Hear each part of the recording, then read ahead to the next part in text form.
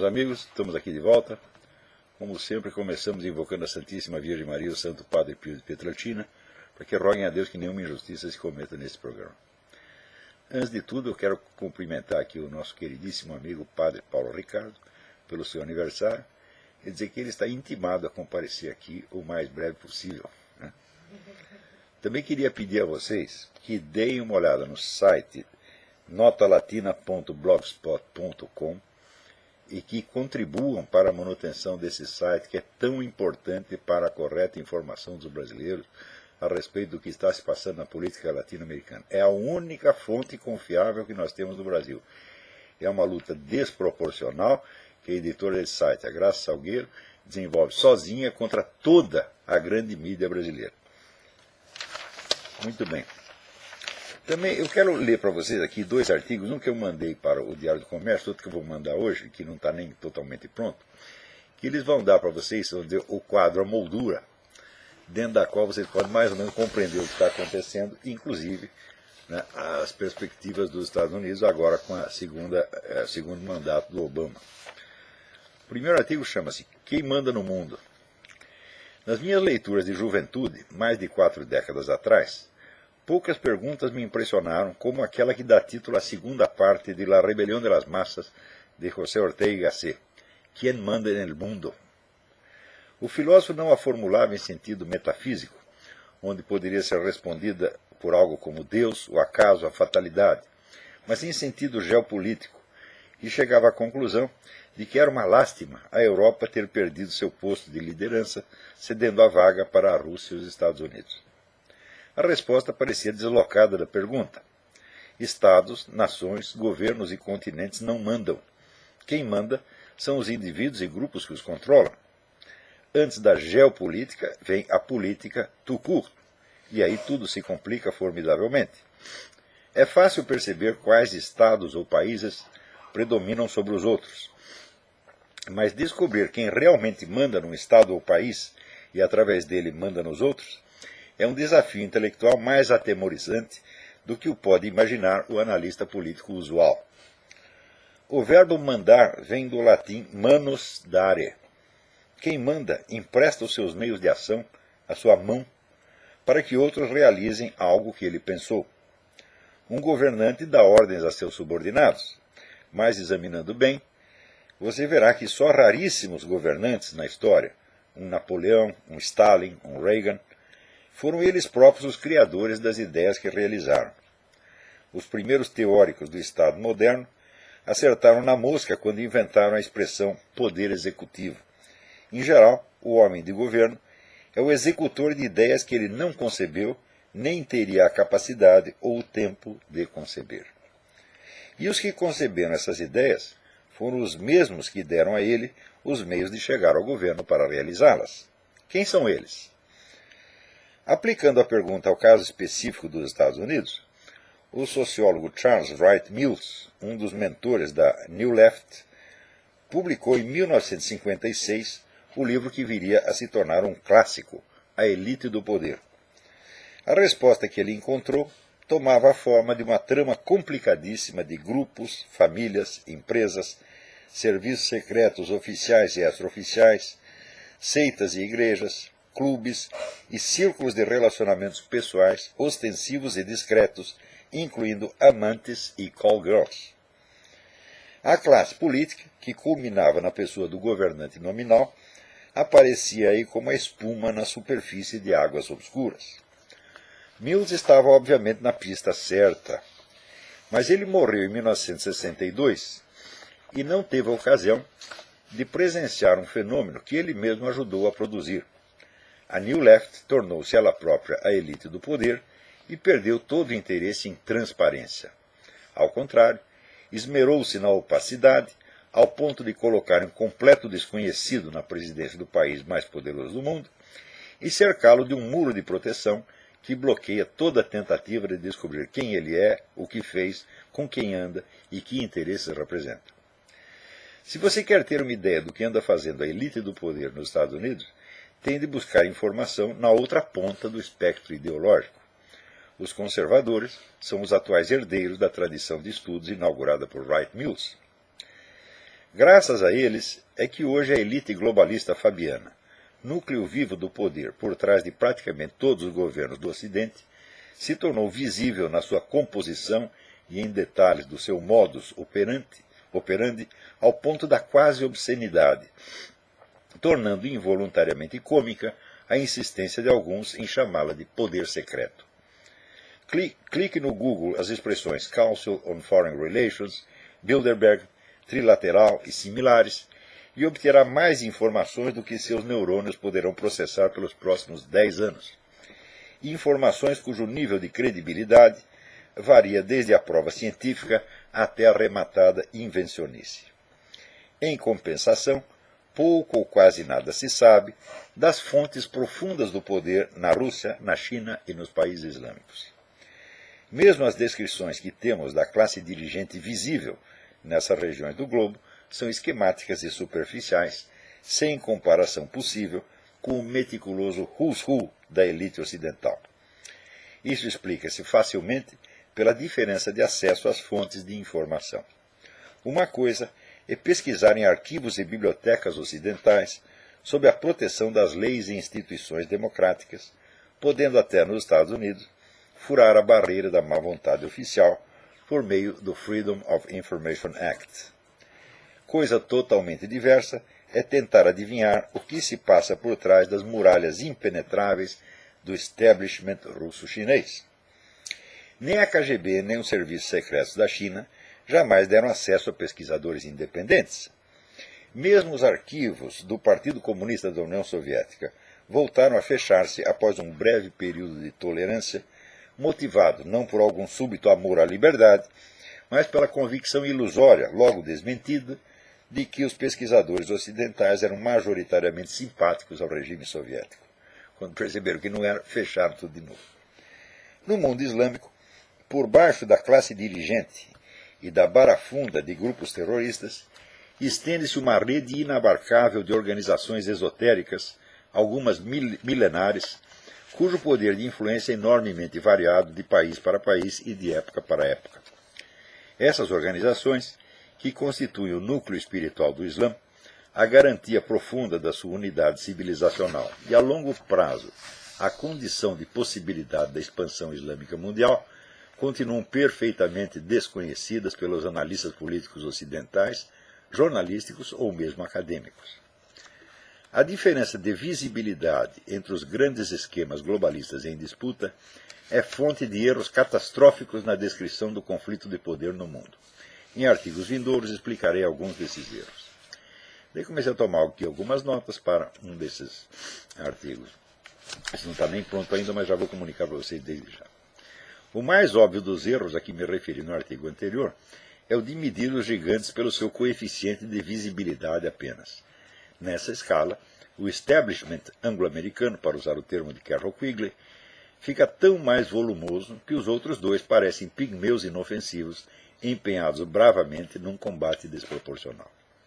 O professor Alexandre Dugin aproveita-se dessa ilusão de ótica para dar às plateias do terceiro mundo a impressão de que os blocos russo, chinês e islâmico são seus companheiros de infortúnio, gemendo juntos sob o tacão do poder unipolar. Ele sabe que essa visão das coisas é falsa, que os três grandes esquemas globalistas são igualmente poderosos, ricos, temíveis, ambiciosos e amorais. Quando os favelados mentais da USP o aplaudem, ele ri entre dentes. Mas não é só o senso das proporções que aí sai distorcido por completo. É a trama real das relações entre os três blocos que o duginismo reduz à simploriedade postiça de um conflito esquemático entre dois. Ninguém ignora que a escolha de Barack Hussein Obama como candidato do Partido Democrata em lugar de Hillary Clinton em 2008 foi uma imposição, um diktat do grupo Bilderberg. Também é preciso ter feito o juramento de cegueira para não enxergar que durante o seu primeiro mandato o ungido do globalismo fez tudo para desbancar o dólar e debilitar a posição dos Estados Unidos no cenário internacional, pôs o seu país de joelhos ante a China e a Rússia, e tanto no Oriente Médio quanto em suas políticas de segurança interna, deu mão forte aos arautos do Califado Universal. Igual favorecimento à expansão islâmica tem orientado a política da União Europeia e de vários governos do Velho Mundo, abençoados pela Internacional Fabiana. Bastam esses fatos para mostrar, acima de toda possibilidade de dúvida, que, primeiro, a política da elite fabiana não coincide em absolutamente nada com os interesses geopolíticos da nação americana. A demolição do Império Americano está no seu programa, tanto quanto nos do bloco russo-chinês e do califado. 2. O único poder unipolar que existe não tem um centro geopolítico, mas reside na área de interseção entre os três grandes esquemas globalistas. 3. O futuro do mundo, a curto e a médio prazo, depende de saber se a frágil unidade que ainda vigora nessa área de interseção vai predominar sobre os interesses de cada esquema globalista em particular, ou se o tripé vai ceder, jogando os três esquemas um contra o outro ou dois contra um. Na primeira dessas hipóteses, teremos uma ditadura mundial, na segunda, a guerra mundial. Dos três blocos, o único que está preparado para a segunda hipótese, militar e ideologicamente, é o russo-chinês. O islâmico, com exceção do Irã, que é um boi de piranha de Moscou, tem mais a ganhar com a expansão pacífica e a chantagem terrorista, ao passo que o bloco ocidental procura desarmar-se a olhos vistos, tudo apostando na unidade da ditadura mundial, em que os Estados nacionais perdem autonomia na esfera internacional, ao mesmo tempo que enrijecem seus controles sociais internos. A vitória de Barack Hussein Obama é mais um passo nessa direção, um indicador claríssimo de que os Estados Unidos vão prosseguir na sua política de autodesmantelamento militar e econômico, aliado à expansão ilimitada dos mecanismos de controle policial da sociedade, segundo os mesmos cânones politicamente corretos que os organismos internacionais vêm impondo a todos os países do hemisfério ocidental. Até onde será possível prosseguir nessa via é algo que depende de como a elite ocidental vai manejar a sua contradição constitutiva. Ela tem de debilitar o poderio americano para subjugá-lo ao comando internacional, mas, de outro lado, continua precisando dele como sua base militar. Nada poderia evidenciar mais claramente a sua natureza de parasita, que vive do próprio corpo que vai sugando. A pergunta decisiva para os próximos anos é: a Rússia e a China vão se contentar em prosseguir desfrutando do seu quinhão na partilha do mundo entre os três grandes blocos, ou vão tentar um golpe de mão para livrar-se dos parceiros e apossar-se de tudo de uma vez? Bom, não é preciso dizer que o duguinismo aposta decididamente nesta última alternativa, quer dizer, a Rússia e a China dão um golpe de mão e dominar tudo. Tá certo? E, para isto, então, para legitimar essa operação,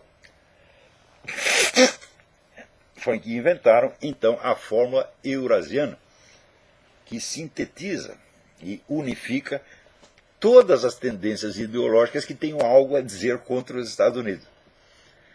Então, não se trata de atacar propriamente a liderança globalista, porque a liderança globalista é em grande parte aliada deles, mas de atacar a nação americana, que serve ainda de base econômica e militar para essa elite, a qual procura desvencilhar o mais rapidamente possível os seus interesses dos da nação americana, prevendo justamente que isso vai acontecer no futuro. Então, para obter um apoio ideológico para isso, é necessário mesclar todas as correntes ideológicas: comunismo, nazismo, fascismo, islamismo, cristianismo conservador, tudo o que existe. Tá certo? Então, né, é incrível que o Dugin vai ao Brasil e, falando na USP, o ódio que aquele pessoal da USP sente dos Estados Unidos é tão extremo que eles não se incomodam em apoiar, fazer uma política que hoje se apresenta entre outros motivos da sua sustentação ideológica, a defesa de valores tradicionais do cristianismo. Quer dizer, a Rússia está procurando assumir o lugar que deveria ser o da Igreja Católica. Para isso, inventaram inclusive essa gigantesca farsa de que a consagração da Rússia à Nossa Senhora já foi feita e, portanto, a Rússia agora representa a autoridade do cristianismo universal. Eles estão lançando isso. Ora, e é baseado nisso que eles fazem dentro da Rússia aquela política de proibir propaganda gay, perseguir gay, etc, etc. E está lá o pessoal da UF aplaudindo isso. Quer dizer, o ódio que tem nos Estados Unidos é tanto que eles subscrevem qualquer coisa, mesmo que seja totalmente contrário aos valores deles. Ora, a política da Rússia e também da China, nesse caso ela sacrifica todos os valores que existem, ela neutraliza todos e equaliza todos, sacrificando tudo no altar de uma estratégia de dominação universal. Ou seja, para a Rússia e a China dominarem o mundo, para o bloco eurasiano dominar o mundo, vale a pena apagar todas as diferenças entre todos os valores, entre todas as ideias, tá certo? E sobra em cima o quê? O poder russo. A outra alternativa, é continuar como está e consolidar a ditadura universal, tá certo? Dos organismos internacionais.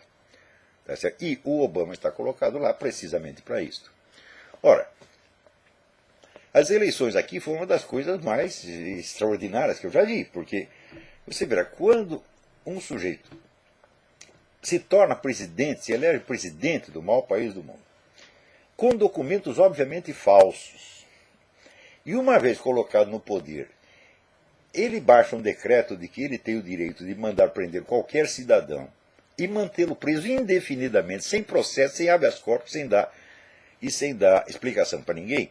Eu digo para o que falta para a plateia compreender que ela foi vítima de uma trama criminosa armada por um tirano psicopata. Falta muito para entender uma coisa dessa? Não, não falta. Agora, quando o feito chega ao fim do mandato, veja, com o maior índice de desemprego que o país já teve desde a Segunda Guerra, com o maior déficit que já teve nas últimas décadas, com uma dívida com a China monumental, tá certo? Com a indústria totalmente em pandarecos, que ele destruiu tudo. Ele dando dinheiro, ele deu dinheiro para as indústrias se autodesmantelarem, por exemplo, deu dinheiro para a General Motors. Hoje a General Motors pertence, sabe a quem? À China.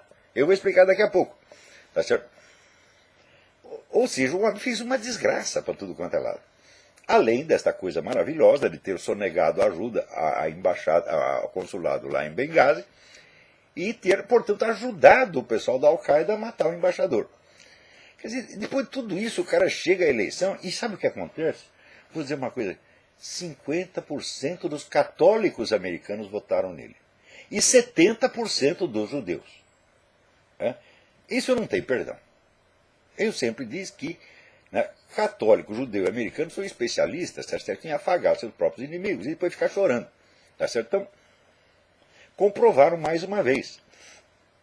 Quer dizer, os católicos que votaram no Obama já estão automaticamente excomungados, de acordo com o decreto de Pio XII, ratificado pelo próprio João XXIII, que diz que qualquer colaboração com movimentos comunistas e similares, tá certo, implica a excomunhão automática. Então isso quer dizer que 50% dos católicos americanos não estão mais na igreja e não sabem. Né? Quer dizer, uma situação absolutamente psicótica, louca, né? Ademais, você vê que a mídia praticamente inteira, com exceção da Fox News, a mídia americana inteira escondeu tudo a respeito de Benghazi, do que aconteceu em Benghazi, né? E amaciou tudo para Obama de uma maneira extraordinária. E mesmo assim o outro lado teve metade dos votos. Então acontece que é evidente que o grande perdedor nessa eleição é a grande mídia, que está completamente desmoralizada, tem credibilidade zero. Porque a metade que votou em Romney e Ryan sabe que a mídia não presta, que está totalmente comprometida. E a outra metade, dos outros 50% que votaram no Obama, metade também sabe. Estão gostando da sacanagem, mas sabe que não é coisa confiável. Então, agora, quando nós falamos dessa ditadura mundial, eu ainda não estou seguro de se o pessoal republicano e conservador aqui sabe exatamente contra quem eles estão lutando. Porque não se trata de uma divisão tradicional de forças políticas dentro dos Estados Unidos. Não, eles estão lutando contra um esquema internacional, contra um esquema globalista que pretende dominar o mundo e do qual, obviamente, o Obama é um instrumento. Agora perguntei o quanto do eleitorado republicano, para não dizer os conservadores apenas, tem clara consciência disso. Quantos deles têm clara consciência de que um sujeito que se elege com documentos falsos não tem limite para o que ele pode fazer? É realmente um psicopata, é uma força louca que está solta e pode fazer o que quiser. Ele não está aí para concorrer lealmente com o adversário, mas ele está aí para destruí-lo por todos os meios possíveis. Tanto que nesta eleição, o governo legitimou e sancionou a intimidação dos eleitores pelos Panteras Negras, sancionou e legitimou a fraude, tá certo? Além de contar com o apoio de toda a grande mídia. Quer dizer, é claro que isso é uma briga de foice. Ora, o outro lado insiste, o outro lado cai no mesmo erro que cai no Brasil, o Zé Serra. Você está lidando com um bandido, com um assassino, absolutamente desprovido de quaisquer limites, quaisquer travas morais, um sujeito que se autorizou a fazer tudo, e você quer jogar com ele dentro da regra do jogo usual, limpa e polida. Isso é impossível. É como assim, um boxeador que entra no ringue, né, armado de soco inglês, faca e revólver.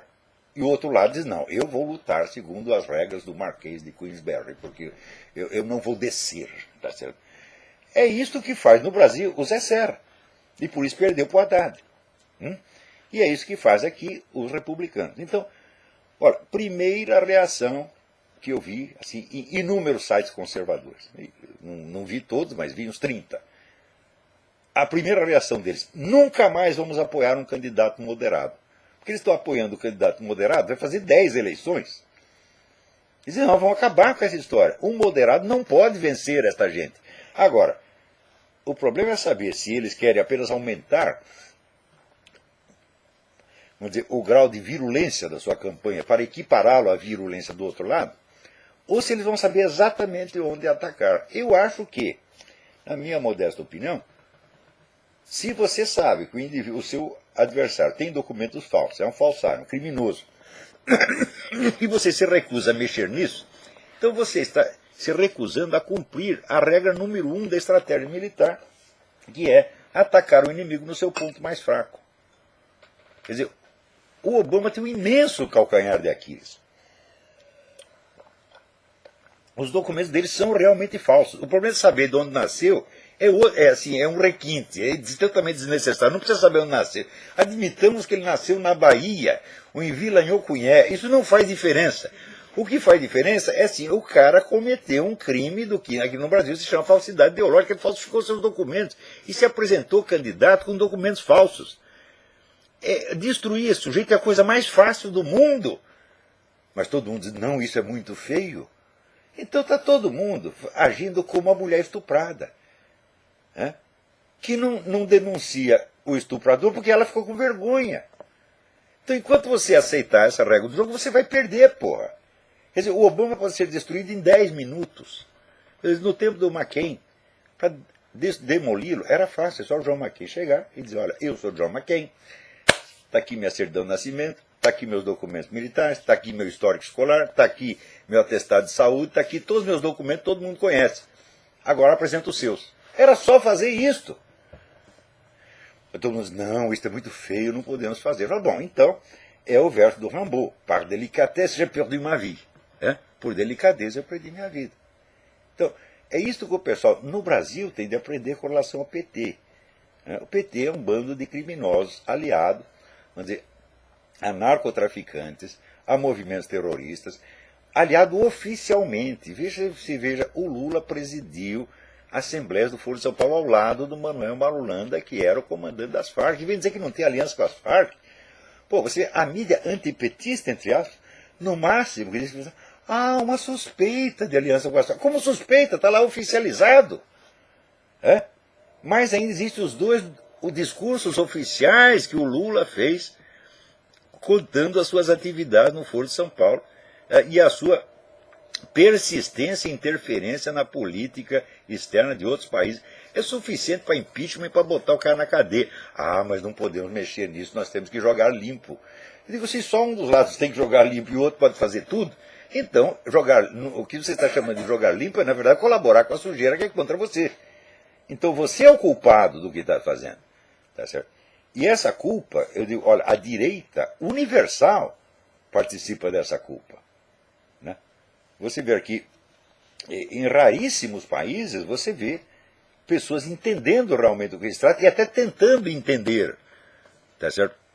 A pior coisa que existe vamos dizer, é quando a situação mudou e você continua tentando explicá-la com as velhas categorias de pensamento que se aplicavam 20, 30 ou 50 anos atrás.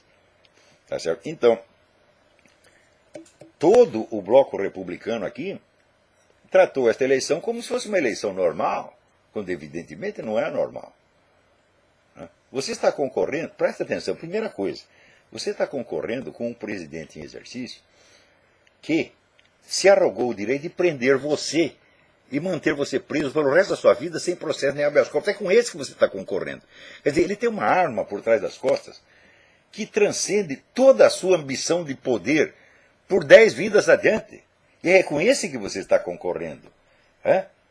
Você está concorrendo com o cara que assistiu o ataque no consulado em Benghazi, ele estava vendo na televisão.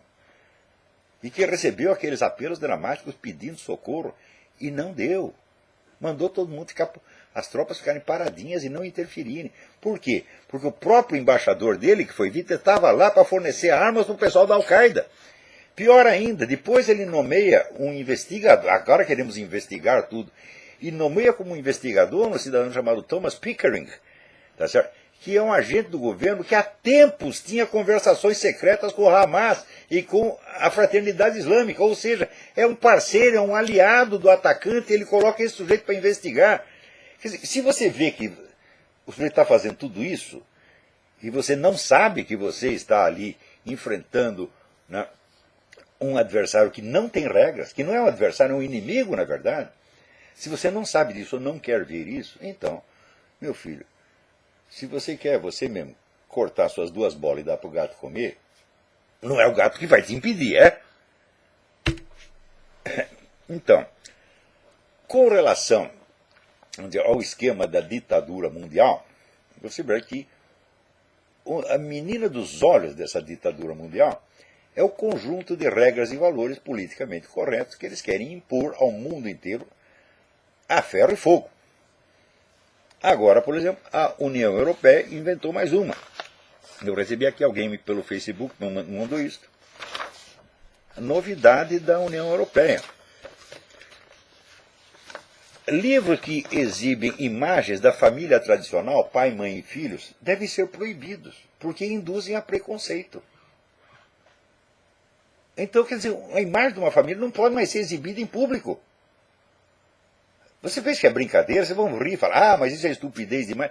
Meu filho, essa é estupidez brutal, como foi imposta ao mundo por Stalin, por Hitler, por Mao Tse-tung. Todos estes inventaram coisas absolutamente estúpidas. É? Então, que num primeiro momento, podiam até produzir risada, produzir riso. Mas que quando levados à prática, se tornam uma coisa de uma violência monstruosa, brutal e ilimitada.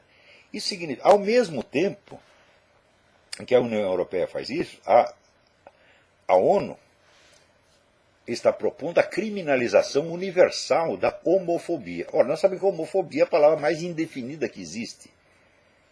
Quer dizer, se você, por exemplo, tem um acesso de fúria, você bate num sujeito gay na rua, é homofobia. Se você faz uma piadinha a respeito dele, é homofobia.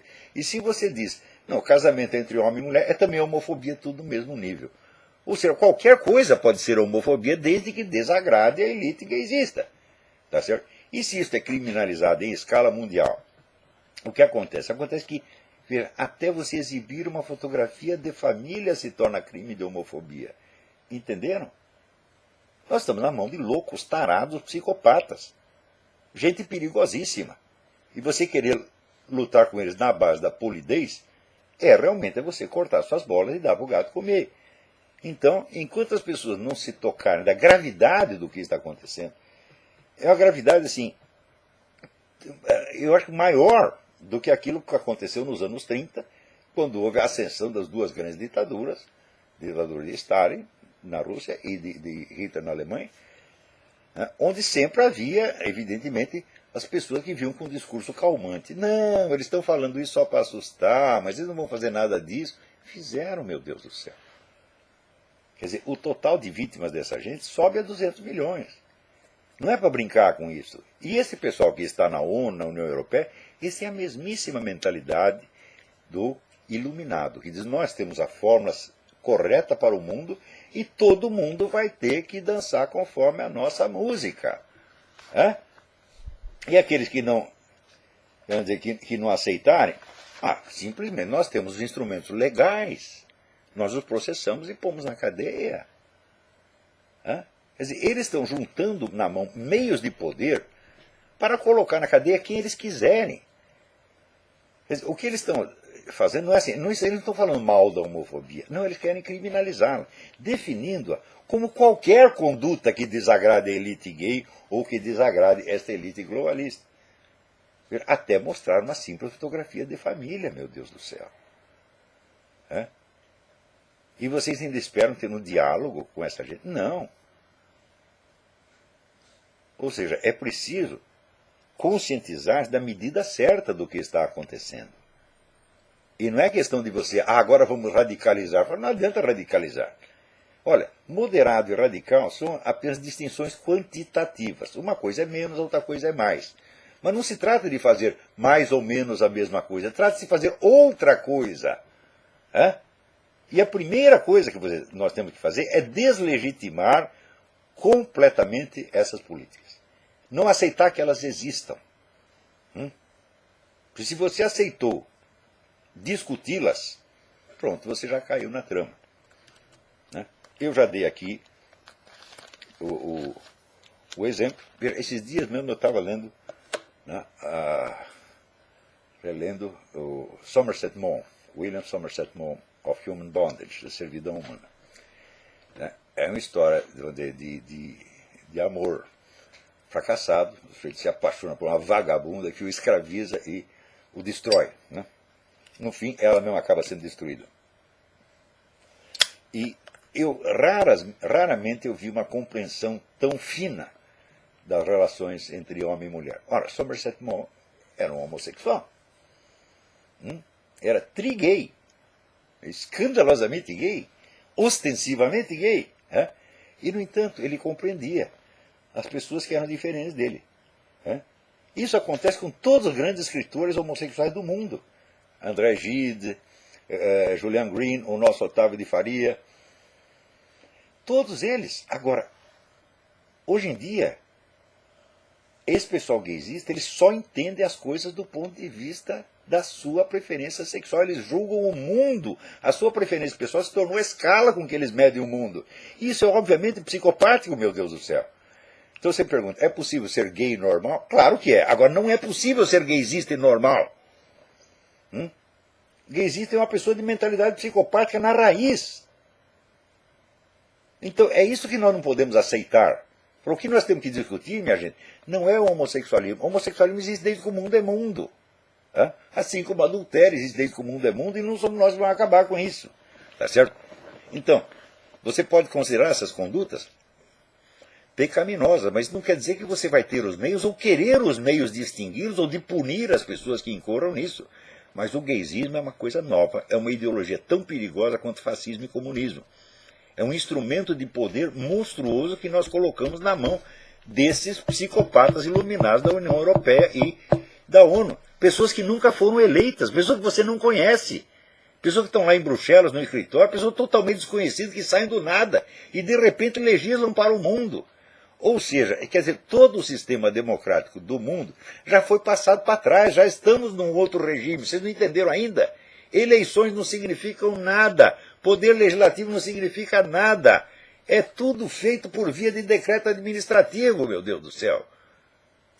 Você vê, o Obama, esse decreto que dá a ele o direito de prender qualquer um, passou pelo parlamento? Não. É o que chamaria no Brasil uma medida provisória, com a diferença que não é provisória. Aqui chama-se Executive Order. Se ele fez Executive Order, ninguém contestou. A coisa continua em vigor.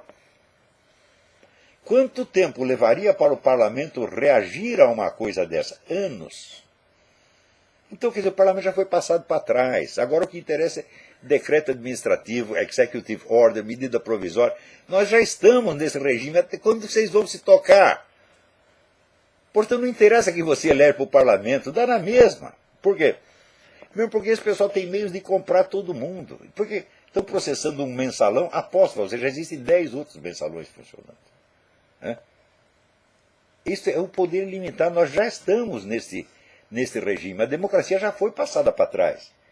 É uma nova situação que foi criada por técnicos em estudos que eles levaram meio século fazendo. Estudos de engenharia social, estudos de estratégia política, etc, etc.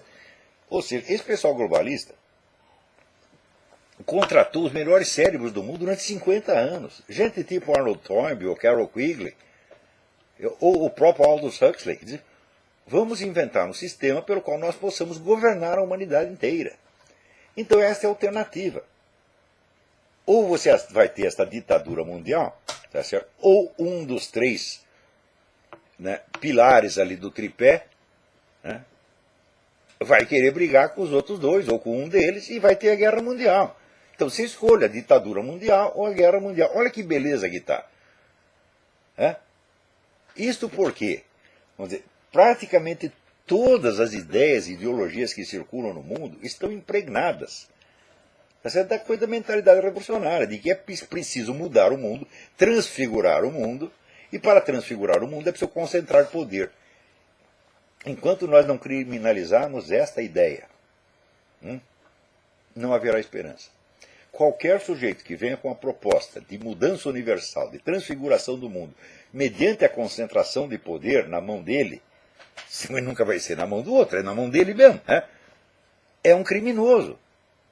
Quando é que vocês vão entender isso? Não se trata de, ele tem uma proposta, eu tenho outra. Não! Propostas desse tipo, elas têm que ser proibidas e criminalizadas na base. Qualquer proposta de concentração de poder tem que ser rejeitada em limine e criminalizada. Principalmente se é concentração de poder em nome do quê? De uma fantasia sexual, minha gente. Que é isso, porra? É evidente que são pessoas totalmente obsediadas, cuja preferência sexual tem prioridade na mente deles sobre a natureza humana, sobre valores civilizacionais milenares e sobre todos nós. Então, qual é a diferença entre esta teoria e a do alemão, que tinha a teoria de que ele era a raça superior, portanto a raça superior tinha que mandar nos outros? O pessoal gaysista acha que a orientação sexual deles é superior e, portanto, eles têm que mandar na gente. É a mesma coisa de novo. Então, enquanto as pessoas não se tocarem disto, não haverá esperança. Vejam vocês, o governo brasileiro afirma que 99% dos brasileiros são homofóbicos. Vocês são todos criminosos. 99 está aqui, ó.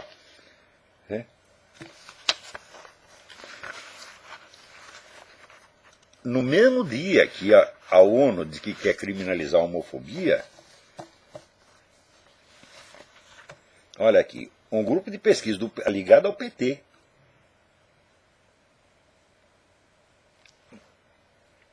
fez uma investigação e eles falam assim, você concorda ou discorda dessa frase? Deus fez o homem e mulher com diferentes sexos de modo que eles pudessem cumprir seu papel e ter crianças. 92% concordaram, porque isso é verdade com relação a qualquer espécie animal. Deus fez o touro e a vaca para que eles pudessem procriar. Tá certo? Ele não criou uma terceira alternativa. A terceira alternativa está na cabeça de cada um. Tá certo? 92% concordaram. São todos homofóbicos. Então foi indo, somou. 99% de vocês são homofóbicos. E os 99% estão errados, quem está certo é o governo. Ora, a democracia não diz que é o governo do povo, pelo povo, para o povo? Você quer mais povo do que 99% da população? E sabe quanto de autoridade esses 99% tem? Zero! Quem manda é o PT e está acabado. E vocês ainda querem concorrer com ele em eleições. Chega lá o seu Zé Serra quase afagando o inimigo e depois perde e acha ruim e fala, não, é inteiramente justo perder, porque você está se furtando à briga real. Você está concorrendo com criminosos? Eu sempre dou exemplo, quer dizer, entra um sujeito para assaltar a sua casa e você acha que o problema que há entre vocês é uma diferença de interpretação do Código Penal. Eles vamos sentar, eu entendo o Código Penal assim, você entende assado, vamos discutir, né, educadamente. É assim que estão fazendo. Então esse pessoal é cúmplice do mal. Quando é que vocês vão acabar de entender isso? Será preciso, vamos dizer, que todos esses projetos que estão em andamento se consolidem, se transformem em poderes policiais em ação, para que daí vocês gemendo sob uma tirania indestrutível, né, fiquem pensando a vida inteira que poderia ter sido e que não foi. É isso que vocês vão fazer. Né? Então, olha aqui. Deixa aqui. Para cada coisa. Quer dizer que o descaramento desse pessoal não tem limite. Você vê esse negócio. O irmão do genuíno deputado José Guimarães, ele diz que após as eleições o PT vai regulamentar a mídia à força, queiram ou não queiram. Né? Ora, quem é José Guimarães? É aquele cujo assessor foi preso com o dinheiro na cueca.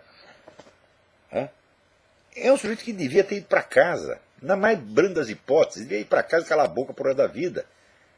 Né? É um sem vergonha que está sujo até o último fio de cabelo e sai cagando regra e querendo, né, ditar agora as normas da mídia. Agora, você vê, existem 5 ou 6 colunistas na mídia brasileira que não são conservadores, não são de direita, apenas criticam essa roubalheira petista.